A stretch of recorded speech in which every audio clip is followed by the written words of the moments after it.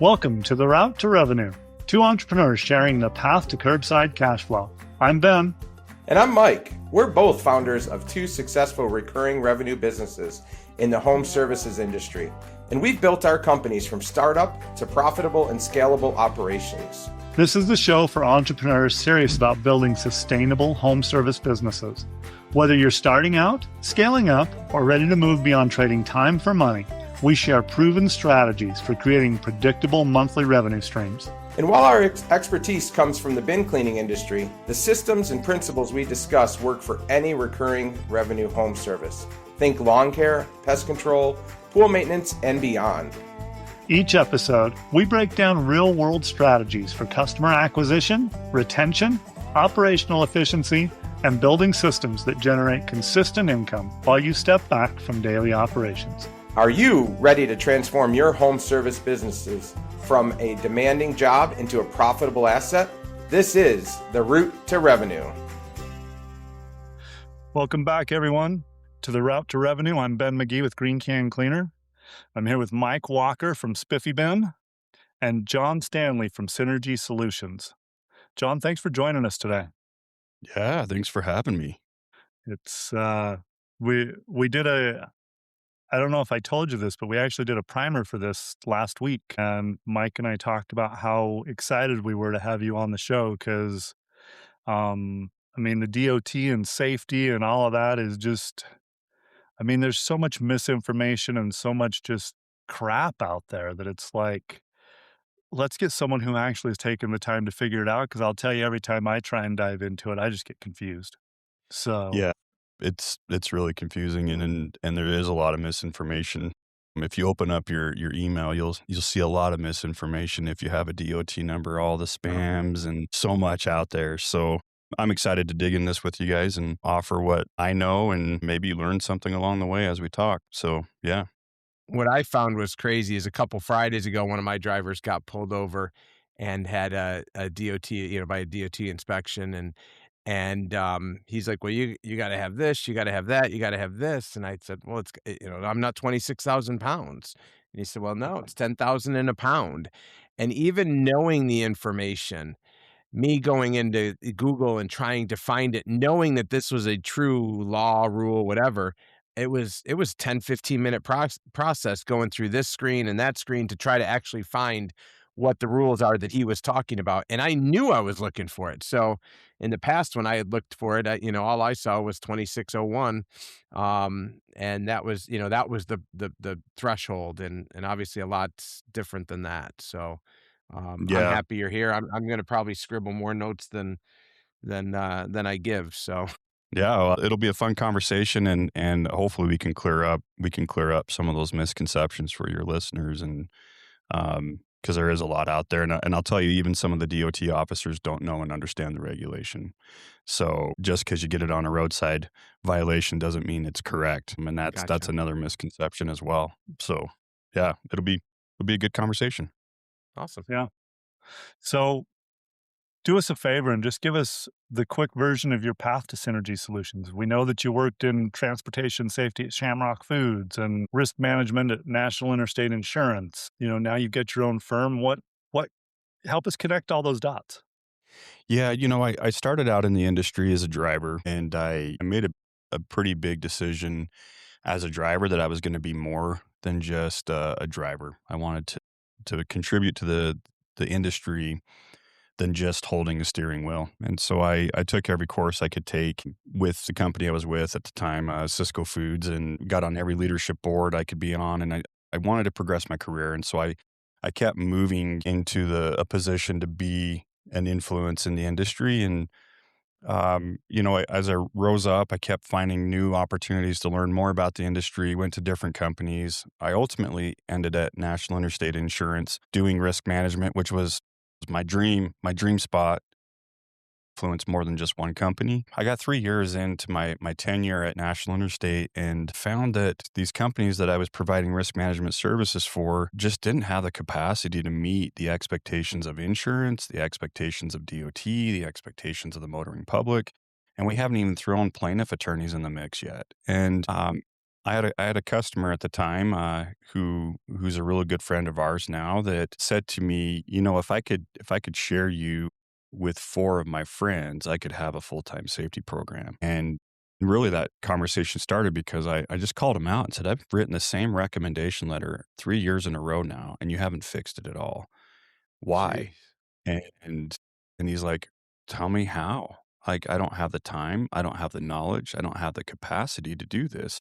And, like, the light bulb went off, and I just said, "Look, I need to be more than just a recommendation writer now. Now I need to go in and write the recommendations, but then be the person to help build what's missing in their operation." And so I took his advice and I left, National Interstate and started, Synergy Solutions with my mentor in the industry. I used to work for him at Shamrock Foods. We kinda just grew this thing as we started finding problems and gaps in people's programs. And oddly enough, that customer who told me he would share me with 4 of his friends took him 2 years to come on board and actually do something with me, but Isn't that the he's here truth? now and he's super excited, and we've had him for 3 years, almost 3.5 years, and he's now by far the best towing operation that I do business with. And yeah, that's really where it came from is just a place of there's really good human beings who are struggling and they need my help. And uh, the rest is kind of history. We've kind of grown it from there, and we're now 3 corporations kind of in one group, and it's been a blast. Wow. Awesome. Thank you for that. Yeah, you mentioned that, that you were a driver in the past. How did you transition? Was there a particular moment that brought out this importance on safety? A lot of drivers go out there and they get their CDL and they drive in flip-flops and whatever, strap they're Yeah. they're not the typical, driver all decked out in a uniform and all that kinda stuff, and they seem to have just gotten their license 2 days ago, and they're hauling down the road at 85 miles an hour. What was your path in that? Well, part of that is because they did just get their license 2 days ago, and they're driving 85 miles an hour down the road. I was Fair. scared. I was petrified, when I got my CDL. When I started with Cisco Foods right out of school of getting my CDL, I, and I was really excited. Like, it was life-changing for me. I went from making $22,000 a year to making almost 95,000 a year. And it literally changed my life. So I was committed to it. I needed it. I wanted to take care of my family. 6 months into me having my license, I slipped on a greasy floor and broke my wrist. My hand went into the hand Oh, truck, snapped my wrist in half, and that forced me to go into shuttles, which I was hauling doubles now. I'm 6 months, green, brand new, never hauled doubles, never drove across a mountain pass, but they had to put me to work. And so I started shuttling, and my first night by myself, I'm pushing a foot of snow and I'm scared, just petrified. And I'm white knuckling as I'm leaving Spanish Fork Canyon coming out of the Salt Lake Valley, just right in the mouth of the canyon. I remember just feeling like, hey, I need to pull over and do something with my truck to make sure I'm safe, right? And my trainer always told me, "Hey, follow your gut. That your gut will never lead you astray. So if you do what your gut tells you to do, you're probably on the right path." And my gut was saying, "Hey, you should throw some iron on these tires and get that figured out before you go any further." So I did. I pulled over and I started putting chains on. And I'm on the side of the road watching these trucks just blow my doors off. And every one of them are flying by me. And we're not just creeping by me, they're flying by me. And I thought to myself, like, am I green? Like, why are these guys able to do it, but I'm white knuckling and throwing chains on right now? And I just went back to my trainer, follow your gut. And so I did. Ben and Mike, I had chains on my drives. I had a steer chain on. I had a drag chain on my rear trailer. I looked like an idiot because nobody does that, even in the worst weather, right? Nobody puts I've a steer never even chain on. heard of a drag chain. What is that? You literally are dragging a chain to, like, Just slow down your like it trailer from sounds. sliding out? You put a chain on one of the tires on the rear trailer, and it stops that trailer from moving on you. I see. Okay, interesting. It's a safe move, but nobody does it, right? But here I am with, 7 chains on my truck out of the 8 chains that I had, and if I had more time and I wasn't so cold, I would have put the 8th chain on, guaranteed. So I start climbing, and it's not a big mountain. Like, if you've ever driven to Salt Lake on that highway, it's not a huge mountain, right? But to a young, brand new driver, I was driving up Mount Everest, right? And I get about halfway up, and the first truck, or no, one of the first trucks that blew my doors off just went off the road, and he's just dangling, and he's hanging out there, and I could see him out of the truck. He was okay walking around. I'm like, "If I stop, I'm done, and I'm gonna create a bigger issue here." And so I kept going, and there's cars and there's trucks and everybody is just off the road, right? And I'll never forget this till the day I die, and I'll try not to get emotional because it was a very pivotal moment in my career when I got to the very, very top of that mountain. The first truck that blew my doors off went head on through a motorhome and scattered the family across the highway. And I was the first one on scene. And like that's an image that you'll never shake. It's an image that will never leave me. It's it's an impression of those were human lives that didn't have to die that night. And there's also the impression that that driver was a human life that's probably now sitting in prison or has sat in prison because of that decision. And because nobody took the time to care about him as a human being to teach him how to do it right, I didn't want to be that type of contributor to society. And so I chose to be a leader that would influence change and be a leader that would guide and direct human beings to have some form of stewardship to get home safe every night. And the rest of my career was built on that. And that's why I chose leadership classes. That's why I dug in and figured out, how do I prevent that night from happening again? And so I held on to that night for years. My wife didn't even know what I dealt with that night. I never even talked to her about it until several years later when I was no longer in the truck and she didn't have to worry about me. But there were many other instances after that where I dodged so many trucks on head-on collisions and so many opportunities where I could have perished on the highway that I was pushed to be something bigger, something better. Thank you Wow. for sharing that with us, John. Yeah. Yeah, you're welcome. It's a It's definitely powerful my story, and it's my base story. It's where I started. And so, it's a Yeah. powerful story, and I think it's important that people hear it because I know, a lot of times when we talk about safety and compliance, we don't necessarily mean it's more, and I'm probably more guilty of this than anyone else, but, it's what a pain in the ass, you know? It's Does kinda this really does this back burner really matter? stuff. Yeah. What's that? It's What? kinda like back burner stuff. I mean, a lot It of is, times. it is.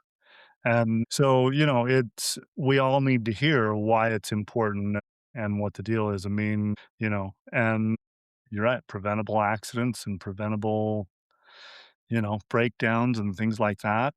It's I mean, I can't imagine sending somebody out of my shop and having them injure or kill someone Yeah. with or themselves, with our equipment. And so, that's the power of why we have you here. That's why we wanted to do this. yeah. Yeah, So, it's bigger than just paper, and it's bigger than just a policy, right? And when you start looking at it that way, all of a sudden safety is quite easy to do. Uh, yep, yeah. So, okay. Now we've kind of I mean, my next question we've kind of had answers to, but I actually wanna just be specific. Give us a specific incident, something you worked on or something that you witnessed, or, what made you actually think, "You know what? I'm gonna fix this." What was that problem that you just couldn't stop thinking about? And obviously, I mean, we've talked about that, you know, but let's drill down and let's talk about this just a little bit. yeah, I think for me it's a lot of things that are problems, right? I think the biggest problem is people just don't know. right? There's an education gap out there, and we've touched on it already, right? You don't know what you don't know until you need to know it, and usually when you need to know it, it's too late. And so that's the gap that we've identified, is trying to teach and educate these business owners. Hey, you do need to have this, right? You do need to have this in place. And also teaching them that compliance is just the floor, right? There's an opportunity to take your operation to the ceiling. And that's when you truly get protection against the plaintiff attorneys of the world. And when we can truly just have an accident and not have a negligent accident, right? And so, educating and filling in the gap and teaching them, these are all the components that are required for your operation to be compliant, but also to protect against the motoring public who is looking at the side of your truck. And it doesn't say, green can cleaner or spiffy bid. It says, I have $1 million insurance policy, come sue me, right? And we live in that world. And that world's not going away. In fact, it's getting worse. And there are career lawsuits out there. And so that's, for me, that's the gap. That's the gap, is teaching, educating. And every time I can get in front of somebody and teach and educate, all of a sudden we're fixing that gap, and that gap gets smaller.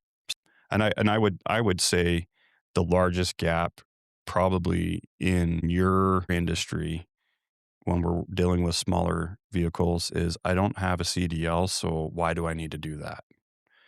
And Mike, you touched on it, that 10,001 pounds. Most of the nation follows that. Colorado's an exception. Texas is an exception.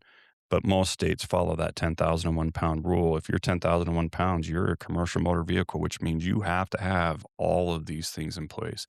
And the only thing you don't have to have legally is a drug testing program. Everything else is the same. And that's a massive gap. And this is where most of the industry the trucking industry does, but then you get into the smaller vehicles, they don't. And that's gross vehicle, right? That's a pickup truck and a trailer, or that's a Isuzu cab over, like my little meme up here, if you will, or my sign is.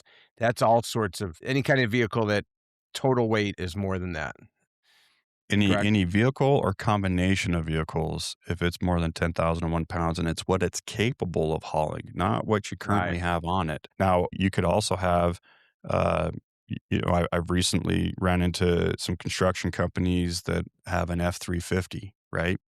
Well, your F-350 is about 14,000 pounds typically. So Yeah, that's automatically a commercial motor vehicle, right? with nothing else on it. With nothing else on it. If it's only rated at 14.5, but you load it down and it now weighs 17.5, well, for Colorado, you're definitely over the commercial motor vehicle rate Yeah. now, because not only is it the rating, but it's also what its current weight is. And so if you load that truck and trailer down to be over 26,001 pounds, even though it's a pickup truck with a trailer, you now have to have a CDL to, and we run Ouch. into that all the time. So it's just that knowledge gap. They don't understand the rules and the regulations, and then they're sitting on the side of the road with an impounded vehicle because they didn't have a CDL driver in it when they should have. Yeah. And So, that could be landscapers, junk haulers. There's all those dump trailers that they tow behind. mhm. You have a pickup truck and a 1,000-pound trailer. Well, if you overload it by a couple thousand pounds, and it's not hard to do, then you're over that number. Yeah. Well, in Wow. reality is you're pulling that 14,000-pound trailer with probably a vehicle that weighs 14,000 pounds itself, right? So Fair. now, or Yeah. has a Yeah. You're right. GVWR of 14,000. So now you're at 28,000 pounds. And that's what we found. Like, anybody who's hauling a Bobcat, you're probably overweight and you're running a Wow. CDL vehicle. And how many So times do you see bobcats going down the highway? All the time. every day. Yeah. Yeah. Yeah. And there's a big Especially push from FMCSA for them to crack down on those pickup trucks now, and they actually had a whole campaign to push back on it because there is such a high problem with them not running legal. So mhm. I think this summer you're gonna see an increase in those types of roadside inspections. Interesting. There's a Well, million and a half rabbit holes we could go down, guys. So I mean, and if you let me, I'll take you down them. Like, there are so many areas just on weight that can become a problem, right? Yeah, I think if you run off the rule, hey, if I'm over 10,001 pounds, I'm going to treat myself like a commercial motor vehicle. no matter what. And you'll always be protected, right? That's taking you above the floor and getting you to the ceiling. So even if your state has a 16,001 pound rule, what if you cross state lines? Now you're on the 10,001 pound rule, right? So you're always protected. So I think gauging it off, if I'm 10,000 pounds or heavier, I'm just going to treat it like I'm commercial motor vehicles Great, and move great on. idea. That is a Yeah. great idea, yeah. What triggers an audit? What does a federal DOT audit actually look like? Because I hear about these, Mm. when I applied for my DOT number a while ago, that was one of the things was, okay, be prepared for an audit. And I mean, what does that look like?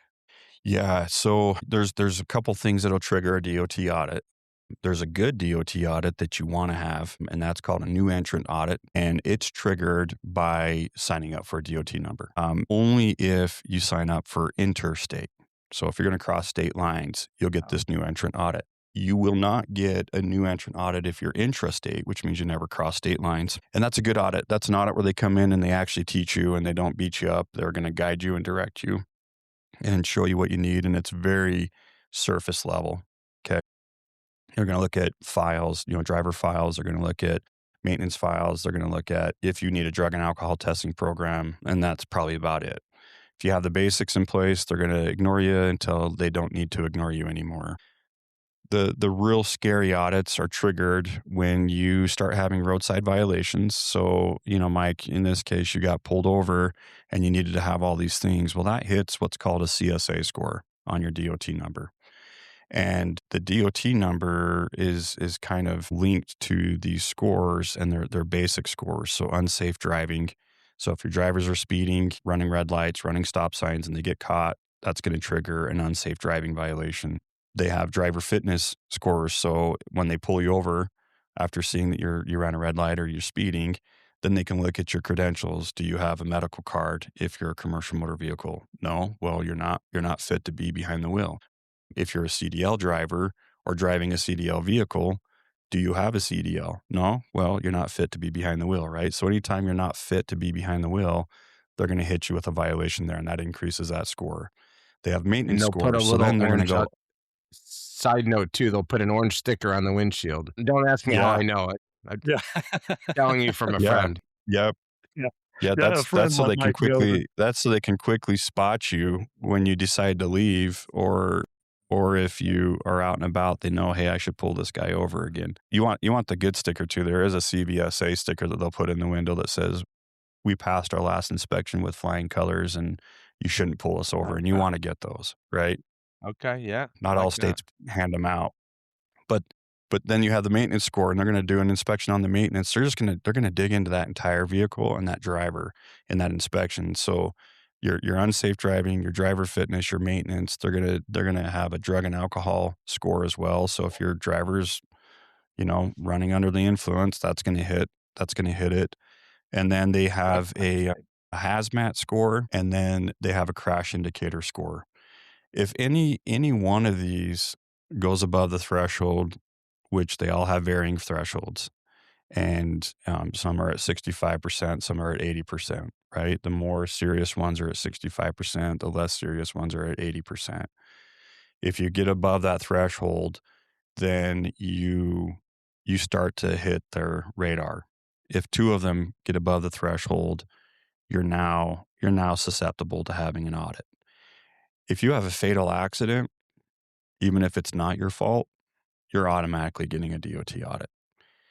If you have a high crash indicator score along with two basics above the threshold, you're most definitely getting an audit, right? And so these are signs that you're unsafe, that you look like you're a menace to society, and they want to come figure out if you are or not. And if you are, you're going to get shut down.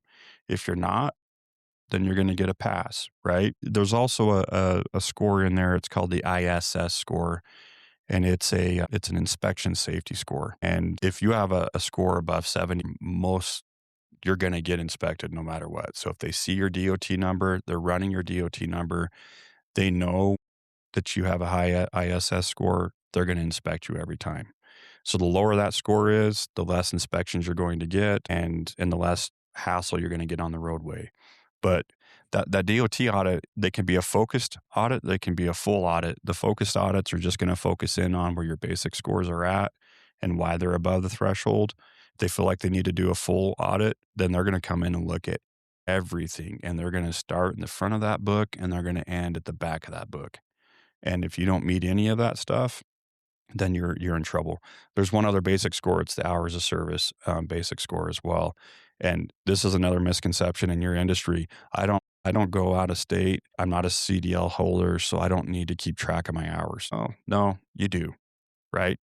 Wow. And if you stay within 150 air miles, then you need to keep track of it on a time card. If you're going outside 150 air miles, then you need to be running paper logs. If you do that more than 8 times in a rolling 30 days, you're supposed to have an electronic logging device in your truck.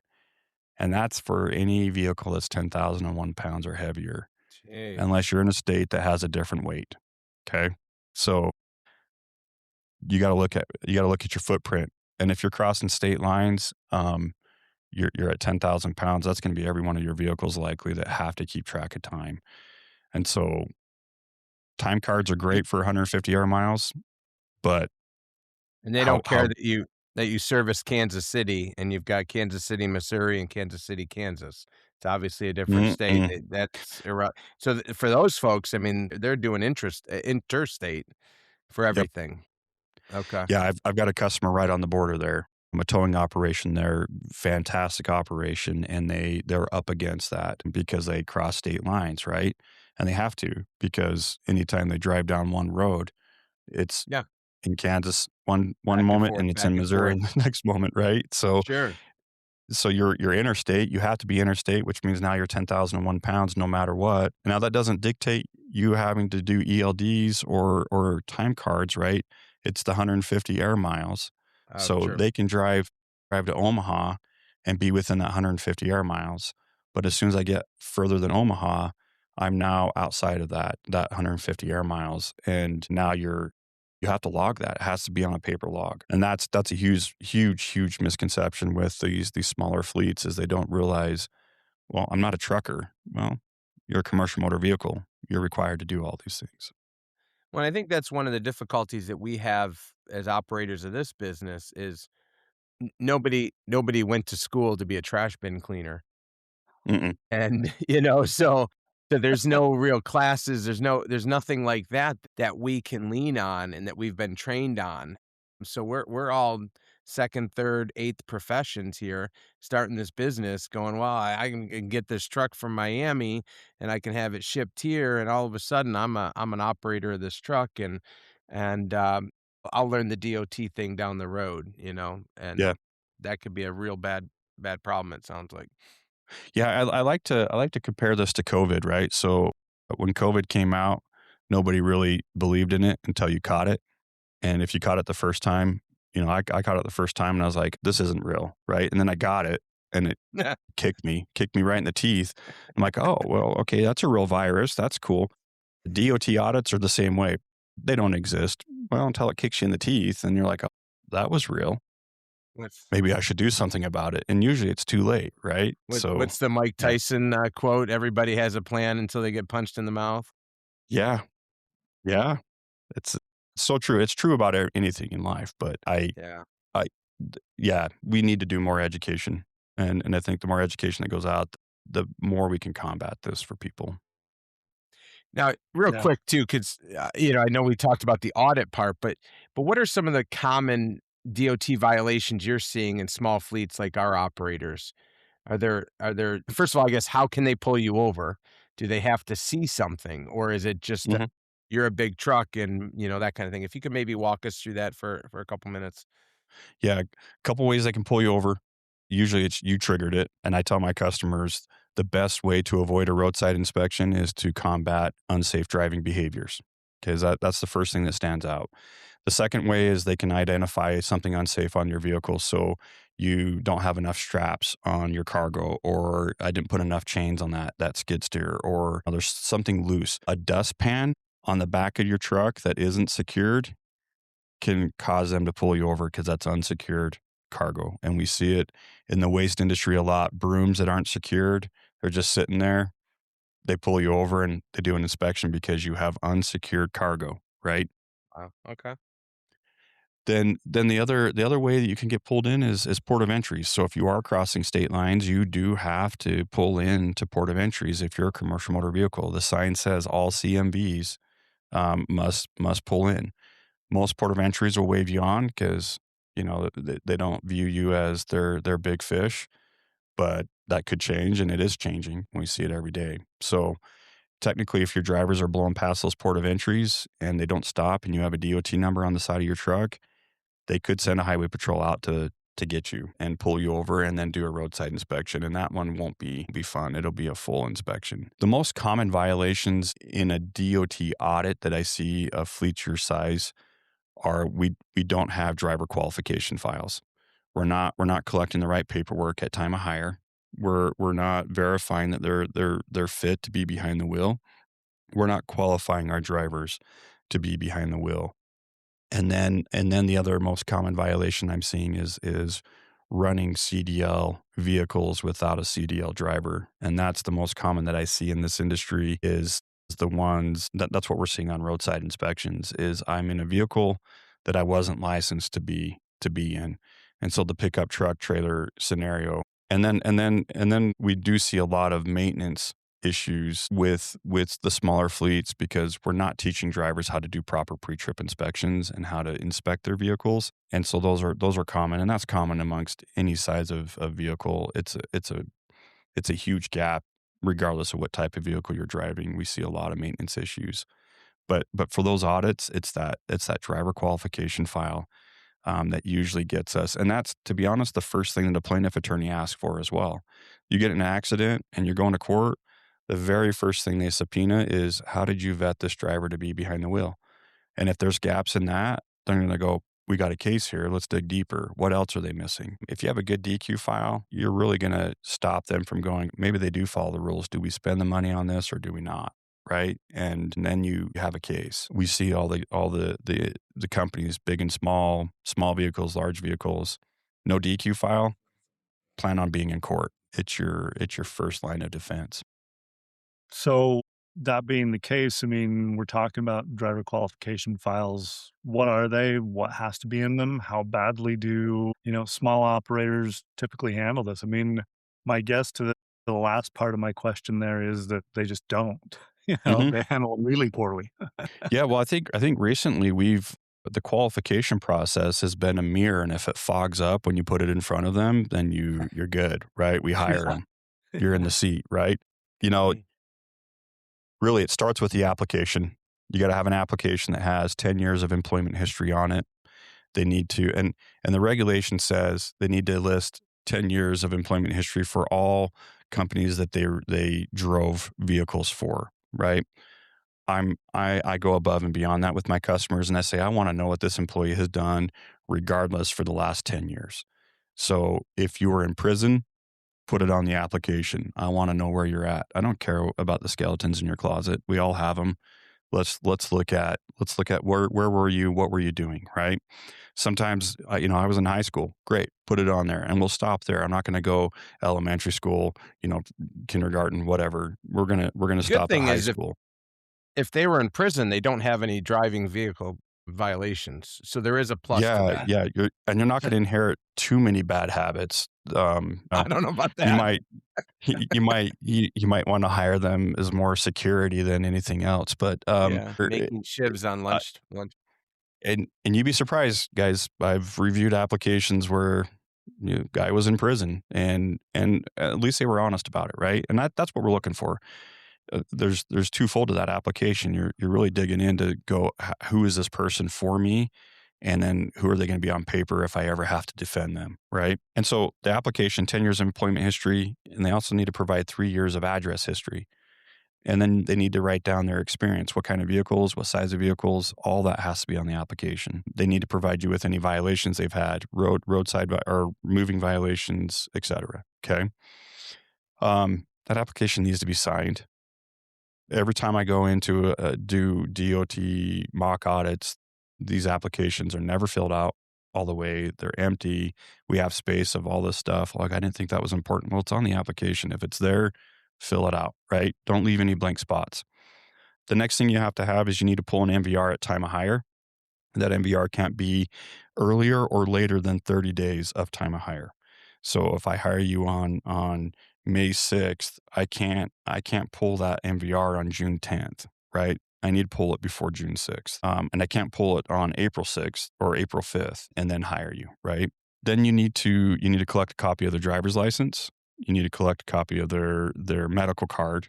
If they don't have a medical card, they need to get a medical card. Again, we're going to go off the 10,000 on 1 pound rule, right? It's a CMV. You need to have a medical card. And then you have to do previous employer safety history checks on anybody that they worked for and drove vehicles for the previous 3 years. So if you hire somebody who's job hopped for every 2 months, you've just created a tremendous amount of work for yourself. Here's another misconception, and there's probably something in your industry that we see a lot of, is if I hire somebody from a temp agency, I can only, I'm just going to use that temp agency as their referral, as the company that they drove for. No, you have to go pull safety history checks on every company they drove for in that temp agency. So if they drove for 60 companies in that temp agency in the last 3 years, you have to get a previous employer safety history check on all 60 of those companies. It's a lot of work. So let's say my current hire came from like Green Can Cleaner and they don't have any of this stuff. What am I absolved at that point? Because I'm using you as an example. I'm not saying, Yeah, I but I think that was a direct call out. That was I think it that's a was. tough crowd, man. Tough Yeah. crowd. I called Ben Yeah. and Ben goes, I don't even know what you're talking about, man. I don't know this John Stanley guy. He's blowing smoke. You don't need any of that stuff. So I mean, are you absolved after that? If you don't have You that, do you write down that Ben doesn't have it or? Yeah, so 90% I would say of the companies out there, and probably more closer to 100% of the smaller fleets don't respond to these. You have Oh, to prove that you attempted. So we have to attempt 3 times. And the form I use, it allows us to document, I tried emailing on this date, no response. I emailed on this date, no response. I emailed on this date, no response. Move on. You put that in the file. It's now okay. compliant. Okay. That's cool. Nobody's going to respond. Reality is the good ones do. You're supposed to. The regulation says you have to. There's no regret. But if you don't have the files to begin with, then you obviously don't care about that part of it, Right. or you didn't know Yeah, about it. I'm not saying, Ben didn't care. it's real hard to report on something that you don't have information on, right? Sure. So Fair. yeah. Yeah. So you do these previous employer safety history checks, and then if you have CDL drivers, you have to pull what's called a drug and alcohol clearinghouse query, and then you have to do a road test for all CMV drivers. Now, if you have a CDL, you can use a copy of the CDL in lieu of road test. But if I don't have a CDL and I'm driving a commercial motor vehicle, you have to road test them. There's nothing else that will replace that. So, and that road test needs to be an actual evaluation. And then there's a certificate of road test that's a DOT format that basically says, I certify that we've road tested this person. Here's how many miles we drove. Here's the type of equipment we drove, et cetera. Right. And you sign it as a tester and they sign it as a driver. That's a big miss. Nobody ever does the road test for the smaller vehicles. And then on an ongoing basis, you're required to run an MVR every year and review it and provide a certificate that you've reviewed it. Now that certificate can be your signature at the bottom of the MVR. It can be a form you fill out that says I've reviewed the MVR. And then you have to, if there's CDL drivers involved, you have to do annual queries in the Drug and Alcohol Clearinghouse. You also need to teach your drivers what would disqualify me from being eligible to drive. So if I get a DUI, am I no longer eligible? Well, the regulation says, yeah, you are, right? You're not eligible. If my license is revoked, I'm not eligible, right? So you have to put those in your policy manual and you have to teach to them. And that needs to be signed off on, and you need to prove that they've signed off on those policies. Man, I feel like I'm forgetting something else in the DQ files. There's at time of hire, collecting how many hours they worked in the previous 7 days is a common practice. Not a lot of DOT officers write you up for not doing it, but you should.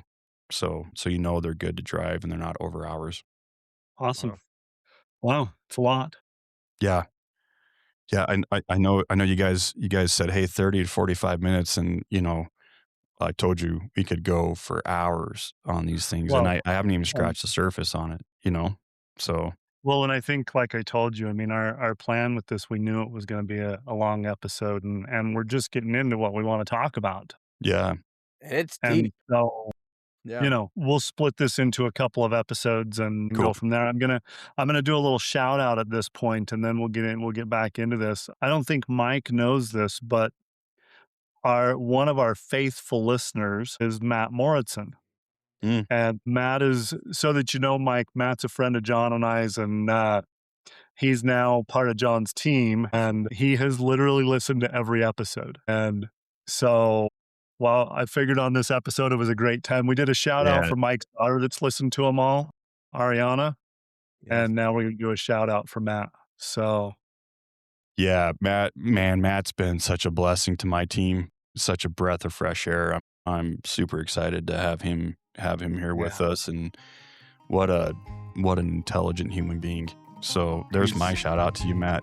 Don't let that go to your head though when you listen to this, because the office is pretty small. I don't have much room in there for my Don't head. expect Don't expect it in your paycheck either, Matt. yeah, don't expect your paycheck to reflect that either. Yeah. Before we wrap up, we knew going into this conversation with John Stanley that there was no way we were fitting everything into one episode. So next week, we're picking up right where we left off and diving into safety culture, drug testing, risk management, and the systems that help protect both your people and your business. All right, let's leave it there for today. Well, Ben, that's a wrap on another episode of The Route to Revenue. If you enjoyed this episode, we'd love it if you would hit like, subscribe, and leave us old guys a comment about what we did well. And if we did anything wrong, can it and keep it to yourself. If today's strategy sparked some ideas for your business, don't keep them to yourself. Share this episode with a fellow entrepreneur who could benefit from these insights. Remember, building a recurring revenue business, it's not about perfection, it's about progress. Take one actionable step from today's discussion and implement it in your business this week. Want to connect with us between episodes? Find us on Facebook or at our website. We'd love to hear how you're applying these concepts in your own home service business. And until next time, keep building those recurring revenue streams and stay on the route to revenue. The route to revenue. Nice, Ben.